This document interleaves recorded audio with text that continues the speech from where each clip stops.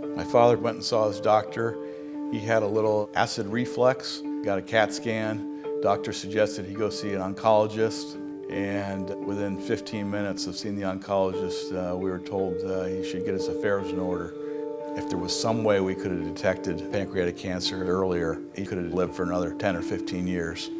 A friend of mine referred me to Dr. Von Hoff at TGen, and it was a completely different experience. Unfortunately, the diagnosis wasn't any different, but Dr. Von Hoff took the time to explain to the family sort of the origins of pancreatic cancer. And the cancer can grow in your body for a long time and doesn't manifest itself until the last stages. And that's why early detection is so important. Unfortunately, there have been no advances in the earlier diagnosis of pancreatic cancer, nor in the earlier diagnosis of ovarian cancer or other cancers. All we have now is just family history. But with time, we will identify what are called bad luck genes. The key is identifying those bad luck genes and follow those folks who have those genes as closely as possible.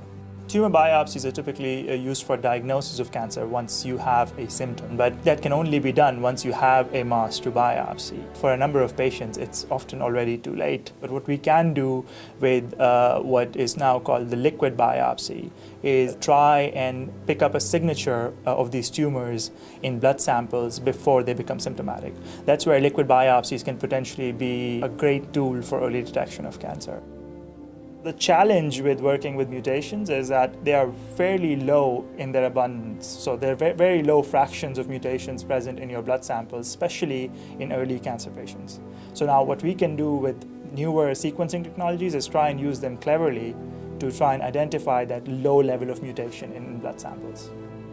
The reason so many women with breast cancer are being cured today is because it's caught earlier.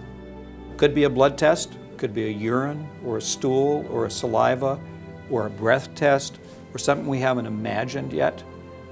But we have pretty good evidence these blood tests are going to lead the way. After that, it might be something even simpler that we can actually follow every week and catch it as early as possible.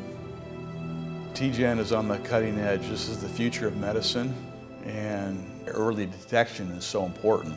And that's why we've got to put our money into figuring out ways to discover this disease earlier.